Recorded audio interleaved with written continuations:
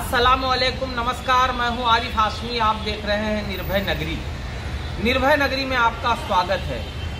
दोस्तों, आज हम भारतीय हिंदू मुस्लिम सिख ईसाई एकता समिति के राष्ट्रीय अध्यक्ष और देश और दुनिया का सबसे प्रसिद्ध गीत तुम तो ठहरे परदेसी साथ क्या निभाओगे के गीतकार संगीतकार आली जनाब इज्जत मोआब इदरीस निजामी साहब के पास पहुंच चुके हैं और इनकी जो ये संस्था है भारतीय हिंदू मुस्लिम सिख ईसाई एकता समिति, ये भारत देश के अंदर सन 1963 से भारतीय हिंदू मुस्लिम सिख ईसाई एकता समिति के बैनर पर कौमी एकता इंडिया मेरी जान कार्यक्रम करा रही है।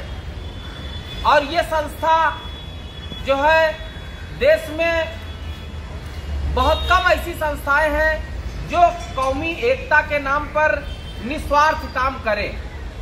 तो ये जो संस्था है ये देश भर में 1046 कार्यक्रम अब तक के कौमी एकता के नाम पर करा चुकी है और आगामी 28 दिसंबर को मुंबई के मशहूर हॉल पाटकर हॉल में 28 दिसंबर को इनका एक शाम नरेंद्र भाई मोदी के नाम ये कार्यक्रम होने जा रहा है।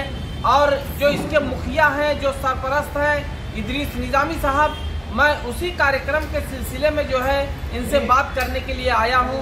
तो चलते हैं इदरीस निजामी साहब के पास। निजामी साहब, अभी हाल ही में आपके 4 कार्यक्रम हुए हैं, जो इंडिया इस्लामिक कल्चर सेंटर में और लखनऊ में रविंद्रालय चारबाग हॉल में और हरियाणा में कार्यक्रम हुए हैं।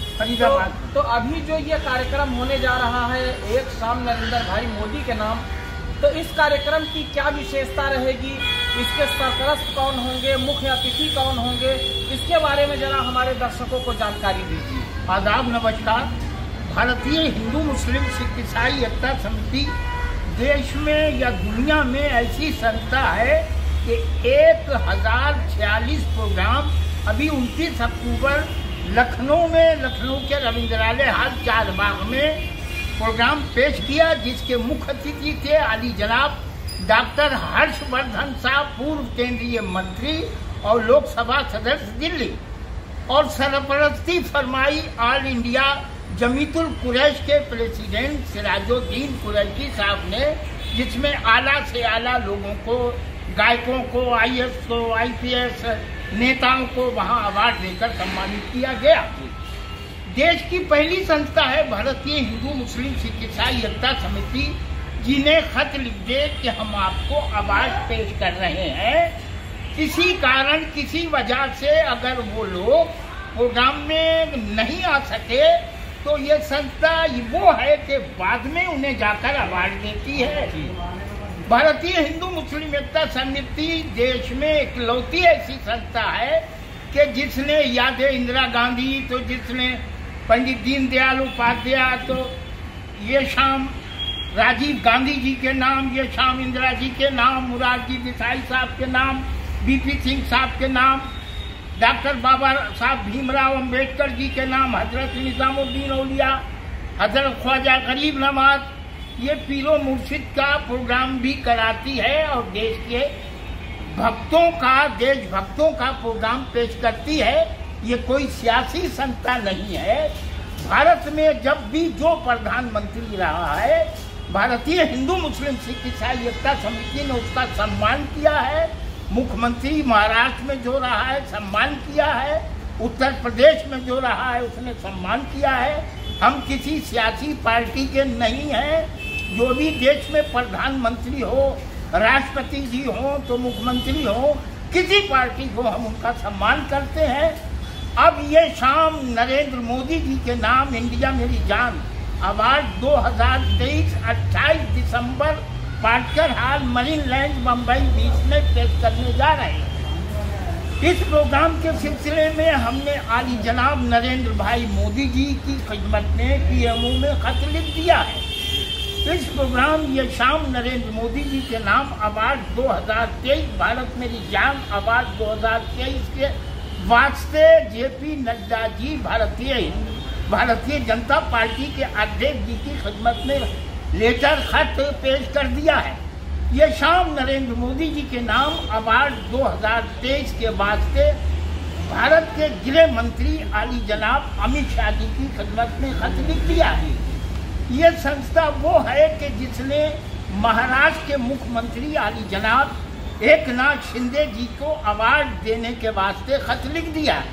ये संस्था वो है कि फडणवीस साहब, देवेंद्र फडणवीस साहब उप मुख्यमंत्री महाराष्ट्र सरकार की खिदमत में खत लिख दिया। आली जनाब अजीत दादा पवार जी की खिदमत में खत लिख दिया। ये संस्था वो है कि भारत सरकार के IAS तो IPS तो महाराष्ट्र सरकार के तो उत्तर प्रदेश के तो हरियाणा के तो पंजाब के सबको हमारे जो दोस्त हैं, हमारे चाहने वाले खिदमत में खत लिख दिया। हम अखबार से जो लोग एडिटर हैं, जो टीवी देख रहे हैं, ग्रेट इंडिया टीवी को, निर्भय नगरी को भी हम अवार्ड दे रहे हैं। इसी सिलसिले में हमने इंडिया टीवी को भी खत लिखा है, आज तक को भी लिखने जा रहे हैं। देश के डॉक्टरों को भी अवार्ड देंगे, देश के बड़े सिंगरों को भी अवार्ड देंगे। ये शाम नरेंद्र मोदी जी के नाम भारत में पहली संस्था या दुनिया की पहली संस्था है जो नरेंद्र मोदी जी के कारनामों से नरेंद्र मोदी जी ने भारत का नाम पूरी दुनिया में रोशन किया है। हम नरेंद्र मोदी जी का इस्तकबाल करते हुए, उन्हें सलाम करते हुए, उनकी कामयाबी पूरे भारत का नाम पूरी दुनिया में रोशन किया, ऐसा प्रधानमंत्री मैंने तो नहीं देखा है। हमने बिल मुसाफा मुरारजी देसाई साहब से मुलाकात की है, इंदिरा जी से मुलाकात की है, BP सिंह साहब से मुलाकात की है, अटल बिहारी वाजपेयी साहब से मुलाकात की है। हम बताते खुद और हमारे बारे में मुलाकात होना अलग है हमारे लिए। मुरारजी देसाई साहब ने लिखा भी है हमारे लिए, BP सिंह साहब ने लिखा भी है। पंडित कमलापति त्रिपाठी जी से हमारा बहुत अच्छा, बहुत हमें चाहते थे, हम उन्हें चाहते थे। गवर्नर सूरज भान साहब, उत्तर प्रदेश के गवर्नर आली जनाब सूरज भान साहब हमारे गांव अताईपुर जदीद कायमगंज फरुखाबाद गए 98 में। वो देखने गए थे कि इदरीस निजामी को कौन सी माँ ने जन्मा है। हम देश के लिए काम करते थे, देश के लिए काम करेंगे और देश के लिए हमेशा करते रहेंगे। हम भारतीय जनता पार्टी के ओहदेदारानों को, बड़े बड़े IAS अफसरों को या IPS अफसरों को, IRS को, रेलवे के हम बड़े शुक्रगुजार हैं। हमारा तकरीबन 60 साल से या 55 साल से हिंदुस्तान की रेलवे हमारा बहुत साथ दे रही है।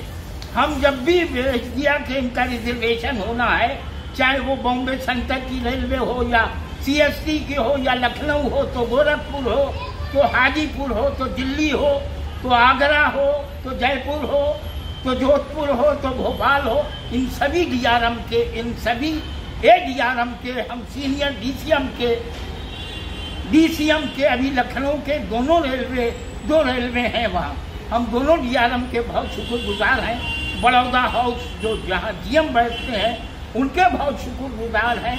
जिस GM हजरात को, जिस DRM को हिंदुस्तान के किसी भी हिस्से में हमने पेश कर दिया कि भारतीय हिंदू मुस्लिम सिख ईसाई एकता समिति के कलाकार दिल्ली से लखनऊ, लखनऊ से दिल्ली या दिल्ली से कलकत्ता जा रहे हैं, तो हमेशा रिजर्वेशन उन्होंने करके दिया है। इदरीस निजामी खासतौर से भारत की रेलवे का बहुत शुक्रिया अदा करते हैं कि वो हमारा 60 साल 55 साल से साथ दे रहे हैं। नेक ख्वाहिश के साथ इदरीस निजामी। जय हिंद, जय हिंद, जय हिंद।